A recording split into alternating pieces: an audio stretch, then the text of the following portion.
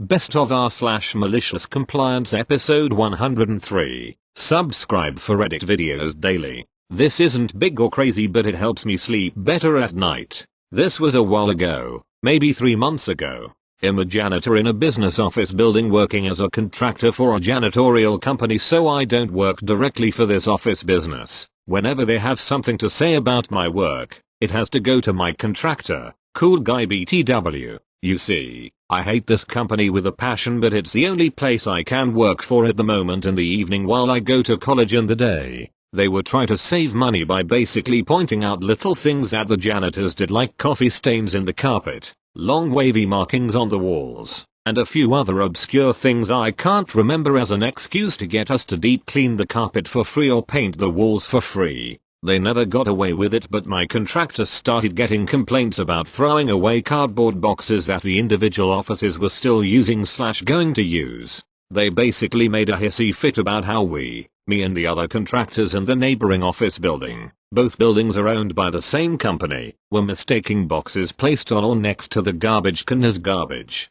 So my contractor told them that we will now ignore any boxes that weren't directly in the garbage cans or weren't clearly labeled as trash or garbage. The company agreed, and we did just that. Any boxes that weren't in the garbage can were placed aside and ignored. They also wouldn't label the boxes as trash, and so they started to pile up until one office wrote trash on one box and placed it on the rest. So as per agreement, I took that one box and threw it away. After a little while of doing this, all the boxes were cleared out one day, and the offices finally now write trash or garbage on all the boxes they want to throw away. Edit. U/Baron-Cochner-76 formatted and paragraphed the story, so I used that. Thank you. Next. A year or so ago I got a new truck. The old truck got loaned to a buddy of mine while he was between cars. Maybe 2 months later I get a red light ticket for the old truck. I watched the video and my buddy was following too close to a bus and likely didn't see the light. Oh well, not a huge fine, no impact to my insurance, and one that my buddy will happily pay. My 3 options are pay online, respond by mail, or go to court. It really isn't worth my time to go to court, so I look online and there's an option for the registered owner to declare they weren't in control of the vehicle and a spot for a name, address, license number, anything they'd need to issue a new ticket. Interesting. I look at the mail-in form and see that same option to say I wasn't driving, but it doesn't ask for someone else's name. Jackpot. I print the form, actually go out and purchase envelopes and stamps, and send it off to the courthouse. I got a dismissal notice a couple weeks later. Thank you. Next. I worked for a startup. IPO was about $800 million if I recall correctly. Saw a handful of the higher-ups and 2 investors do very nicely on this while the rest of us sucked up worthless stock options, but that's neither here nor there. But it was a educational eye-opener at how IPO $ are handled. Freely. We have more money than time. Anyway, to the MC. After about 4 years this company was bought by another similar company. They came and visited us in their company jet and I had to ride around with them. Their big egos and cheap suits in a get to know and to look at our assets.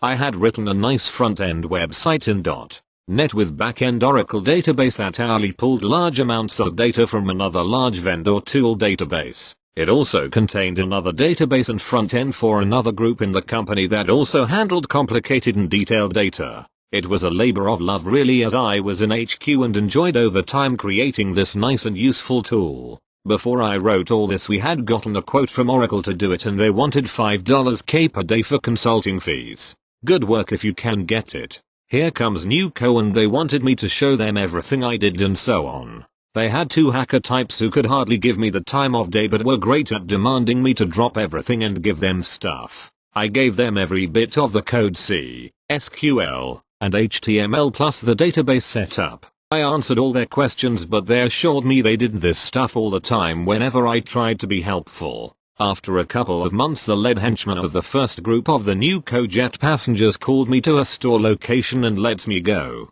I was remote, part of an earlier agreement with my company but still in our service area, but I think the guy just didn't know what I did and plus his guys duplicated the programming work I did. Right? I actually worked my ass off, which he never bothered to learn as I had inherited field responsibilities in my new area, plus this website and design with feature requests coming in weekly. About a month or two later the web application stopped working. They sent me the friendliest email asking if I'd help them out and they'd happily pay me by the hour and how much would I require. Sure, I'll be happy to comply with your request. I cheerfully replied I'd be happy to at the going industry rates of $5k per day with a 2-week minimum. I never heard back directly but heard from my friends still there that they couldn't stop talking about the cheek of this guy, and the application and database never worked again. I put the 2-week minimum in because I knew the problem would take me all of 10 minutes to fix. The database extent or size needed to be extended or enlarged every few months, and that was a simple SQL command. This ended up being the sweetest consultant fee I never received. I felt a little bad because I knew people relied on that database, but at the time my anger at the new company was larger than my good guyness. Fortunately I quickly picked up a new consulting job for more money and then a perm job where I've been ever since. The new company was subsequently bought out by a much larger company and laid nearly everyone else off from my old company. The top guys, VP and above, of course, did very well. I still remember one of the investors who made in the tens of millions off his admittedly shrewd foresight to get into this nascent but hugely growing business, and who also drove the most expensive Porsche made. It always in the parking garage on the days he showed up at our office, talking at a party how he used and enjoyed taking public transportation whenever he could. Thank you. Next. Well, after finding this page and reading a bunch of stories, I thought I would share my own. A few years ago I was rehired by a company I worked at as a junior and cut me teeth with mechanical draftsman. I was about 25 at the time and had been doing this since I was 17 within the same industry, so I have a reasonable amount of experience. I was hired back as 2-week drafting manager/manager in training because they wanted a succession plan. I knew a lot of the guys that worked there as it was only about 4 years prior I left just to get more experience and lose my junior tag, so there was no ill will, and I still caught up with a bunch of the guys regularly, and it was basically like coming back home, if you will. First day, get introduced to the drafting team, myself being the youngest by about 7 years, and that's where I met Mr. Problem, we will call him. Instantly has his nose out of joint as I'm above him and 7 or so years younger, but what he fails to realize is he has been doing this about 5 years less than I have. No biggie, I expected some of this, and since I have little management experience it's all a big learning curve to me. Everyone else who are older than him don't care, they treat me as an equal and come to me for advice on the work side of things, as I'm basically told I am first point of contact, and any technical or other issues I can't answer we go to the manager as my training. Few weeks go by, no real issues, and I'm doing what I'm told and learning, etc. Now this is where it gets fun, and the drafting manager gives me my first challenge. We have a big job happening which is 4 of them working on it with Mr. Problem just doing the little jobs like changing architectural backgrounds into our standard as we get new ones in. Usually every Tuesday morning we would have a new set of architectural, hydraulics etc drawings to clean up and then overlay into our overall CAD model for the other draftsmen to use. This was his job. So the manager comes to me and says, I noticed Mr. Problem is booking 5 hours to sew this, can you have a look and let me know how long you think it should take? I have a look and say 10 minutes, I can get each CAD file cleaned up and ready. I say to my boss 10 minutes for me to do it, but to be nice I'll say 20 each for him and give him benefit of the doubt. So for the 5 files we get each week should take him just under 2 hours, not 5. He's like, cool, you're more generous than I was thinking, so you go find out why it's taking so long and basically give him a speed up butt kick. So I go over and go, hey Mr. Problem, these drawing changes are taking too long and should take less than half the time than you are taking. Well, here come the excuses about how it is not possible to do it any faster and whatever else was the issue. So I say to him, they really should only take you 10 minutes each, not an answer. His response was, no bloody way, that's impossible. This is where I go, nope, 10 minutes adequate, but we are giving you 20 minutes. So he decided to challenge me as I bet you can't do it that fast, so when you fail you can leave me alone. I accepted his challenge. He pulled out his phone timer and I jumped on his computer. Away we go and I start doing his job, and 6 minutes later I finish one file and prove to him that we weren't making it up. Now this is usual non-technical CAD work that any draftsman can do. Nothing super complex you require oodles of experience for. From that day on his time on this task halved weirdly enough, and well, he wasn't happy at all. Wasn't the last problem this guy caused, but it was the most memorable one. Thank you. Next. I work as a consultant for Safety stuff. The exact work isn't too important to the story, but what is important is that I'm not an employee of Big Corp. They hire me as a consultant to the yearly update of their safety system and emergency plans. Normally, someone hires a consultant, they do their thing and send the bill. That gets paid just like a bill for, say, delivering a stack of bricks. Big Corp, however, decided to implement some new speak buzzwords, and any externals, read, me, who get hired need to get their hours approved in their matrix management structure. Now, for the majority of you who haven't graduated in buzzwordology, matrix management means that each project has a manager, and each function has a manager. So if you spend an hour sweeping up in the park, your two bosses are the function manager of sweeping, and the project manager of parks. Of course, not being an employee of Big Corp, nobody had told me this. My bill got rejected, and that meant I had to angrily call their administration, and tried desperately to explain that I didn't do any project work, that this probably falls into whatever category they have for overhead. No deal, but they helpfully set me up with a consultant account, and I proceeded to jump through a few hoops to get it paid. Naturally, that annoyed me, severely, since all that time is pretty much money down the drain. So, like a mature and responsible adult, I decided that if I couldn't be happy, none of them could be happy either. After spending several hours getting things set up, it's time to see who needs to approve my hours. Compliance. Well, technically, the safety plans apply to all projects, so I'd best select every single project manager. Oh, and I guess they also apply to all functions, but I should be fair, since I didn't spend equal time on every function. After all, the risks to someone working in the workshop are much higher than the admin staff, so I'd best split up my hours as fair as I can. Oh, it seems that by splitting my hours among functions, I now have to select every single project, for every single function.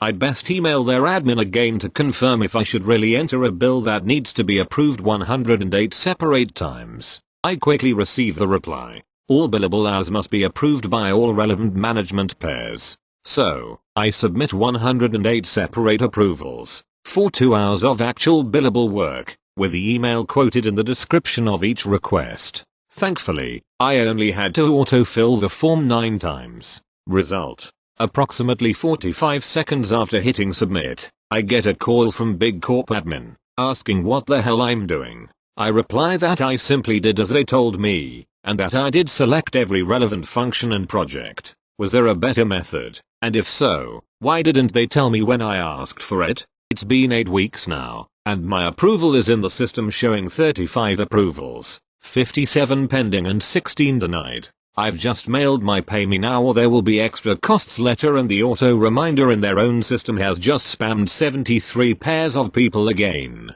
To approve my bill please, because they can't release payment without 108 sets of people ticking the accept box. Thank you. Next. I hope I'm in the right place for this, and please excuse the formatting. I'm on a tablet. This happened nearly 20 years ago. I had sold my car and a mate had a van sitting on his lawn. He owed me $50, so said I could have it. I headed over there with my GF in a taxi, picked up the beast and started heading home. On the way home it started pouring down with rain, so we did a detour to the supermarket instead of walking later on. While driving down the narrow street a car door opened and I plowed into it. I didn't have the chance to react. It was opened at the perfect time that it wasn't possible. Freaking out that I just hit someone, I pulled over as quick as possible and ran back to the car. There was a girl in the car and she was not injured but crying, freaking out that her BF was going to be mad as hell because she'd come down to the shops to get him smokes. I told her I wasn't worried about my car because the bull bar took the hit, and if she wanted me to hang around until he got there I could stay. Around 5 minutes later he arrived and instantly started abusing me, accusing me of hitting his car, etc. I politely told him that his GF opened the door while I was driving past. She was parked outside the parking bay lines. Technically it was her fault. After several minutes of abuse, I agreed that we should exchange details as I was going to get his insurance to pay for the damage to my $50 car. He laughed and started to put out his wallet. I don't think so, buddy. It's your car, but she was driving. I want her details. We exchanged details, jumped in my Poe's car and headed home. Several weeks go by and I received a letter in the mail demanding I pay the damage I did to his car. Quite annoyed by the insurance company, I called the local police station and explained what had happened. The officer said that normally if I were to hit a car like I did I would be at fault, but because he knew the particular street and how narrow it was, only room for cars to drive one direction at a time despite being a two-way street. Yes, stupid, I know. It was actually the other person's fault. Count rule blah blah. Alighting from a vehicle causing damage to another vehicle. Fine and demerits points. I can't remember exact dollar sign or how many points you lose. I created my letter declining payment. Why, and inserted copies of the 3 counts I obtained from local panel beaters. I posted that letter with great enjoyment.